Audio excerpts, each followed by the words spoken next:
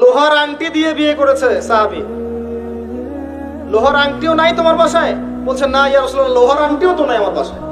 তাহলে কি করবা? কোরআনের কয়টা সূরা জানো? এই সূরাগুলো জানি, এগুলো শিখিয়ে দিও, যাও, মোহর হয়ে গেছে। কত সহজ বিয়ে, কত সহজ। আর এখন যেটা হয়, মেয়ে খুঁজবে দিনদার বিল গেটস, আর ছেলে খুঁজবে দিনদার ক্যাটরিনা। কথা বুঝতে পারছেন? প্রিয় ভাইয়েরা, দিনদারিটাকে প্রাধান্য দেন, আর কিছু না। আপনি সফল হবেন ইনশাআল্লাহ, শান্তি পাবেন। এবং বিয়ের পরে আল্লাহর পক্ষ থেকে একটা ভালোবাসা আসবে।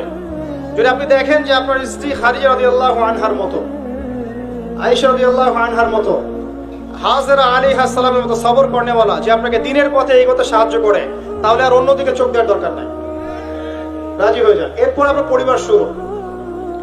এখানে উভয়ের মাঝে হৃদ্যতা, ভালোবাসা থাকতে হবে। তবে আরেকটা কথা বলে রাখি, সবাই মনোযোগ দিয়ে কথাটা শোনেন। একটা পরিবারের ভিত্তি শুধু ভালোবাসা দিয়ে টিকে থাকে না। একটা পরিবারের ভিত্তি টিকে থাকে আপোষের বিশ্বাসের উপরে। একে অপরকে বিশ্বাস করতে শিখতে হবে, একে অপরকে শ্রদ্ধা করতে হবে, একে অপরের সম্মান দিতে জানতে হবে। আপনাকে আপনার স্ত্রীকে আপন মনে করতে হবে, আপনাকে আপনার স্বামীকে আপন মনে করতে হবে। বাইরের মানুষ আপন নয়, এরা আপন আপনার। একজন একজন লেবাস, পোশাক। এরপরে আপনি মোহর শোধ করেন, আপনি সন্তান সন্ততি নেন, সন্তান সন্ততিদেরকে আল্লাহর এবং তার রাসূলের আদর্শে বড় করে তোলেন।